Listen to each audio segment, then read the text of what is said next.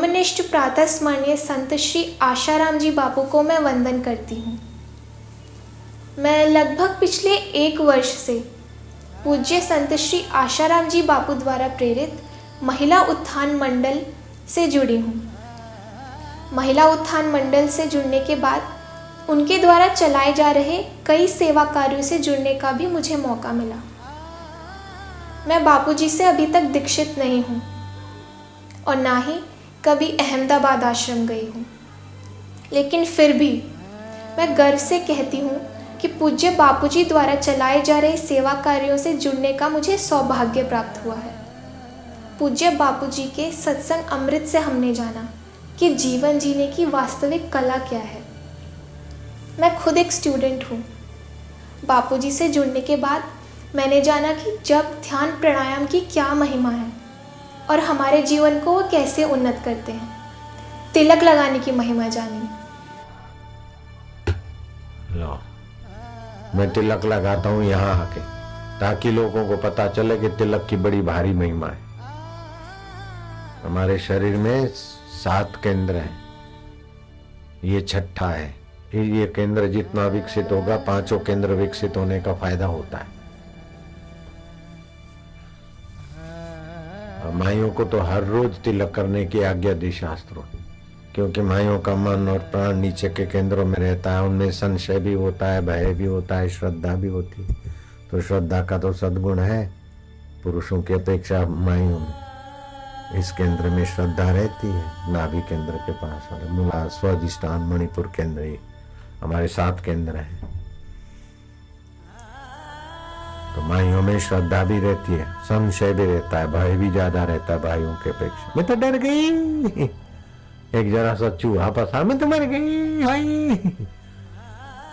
तो जहाँ टूणा टोटका, आकाश बांधू, पाताल बांधू, दावीज बावीज वाले होते ना, वहाँ माइयों की लाइन ज्यादा होती है भाइयों से। मनोती मानने में भी माइयों की संख्या ज्यादा होती है। तो माइयों में श्रद्धा का सद्गुण है, भय का भी कोई गलती है। तो माइयों में सूझबूझ बढ़े, इसलिए माइयों को बोले रोज तिलक करो। ये सूझबूझ बढ़ाने वाला केंद्र है। जब ध्यान प्राणायाम न केवल शारीरिक स्वास्थ्य को अच्छा रखते हैं, बल्कि हमारे मन और बुद्धि को भी विकसित करते हैं, हमें एकाग्र बनाते हैं। मैं एक लड़की हूँ और आज के आधुनिक दौर में वेस्टर्न कल्चर से प्रभावित होकर लड़कियाँ मेकअप आदि करती हैं, लिपस्टिक लगाती हैं। पर पूज्य बापूजी ने हमें बताया कि वास्तविक सौंदर्य क्या है। आज वंदनीय पूज्य बापूजी निर्दोष होने के बावजूद भी जेल में क्यों हैं? उनका दोष क्या है? क्या मानव समुदाय को सही दिशा दिखाना ये उनका दोष है, या वेस्टर्न कल्चर जैसी गंदगी हमारे समाज में फैलाने से रोकना ये उनका दोष है? गौ हत्या को रोकना, धर्मांतरण पर रोक लगाना, वैलेंटाइंस डे जैसी कचरे को मातृ पितृ पूजन दिवस के रूप में मनाना, क्या ये उनका दोष है?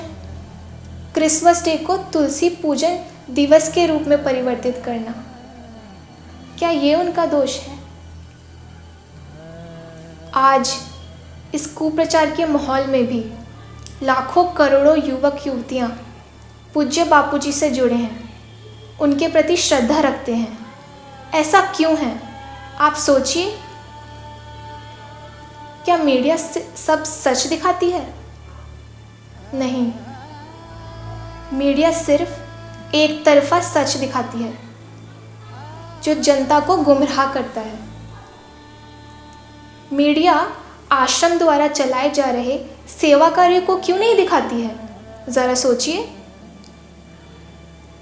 कई गुनहगार तक छूट जाते हैं, यहाँ तक कि दोषी तक छूट जाते हैं, और वहीं दूसरी तरफ एक भी आरोप सिद्ध ना होने पर भी बापूजी के खराब स्वास्थ्य के बावजूद उनको एक दिन की पैरोल तक नहीं दी जा रही।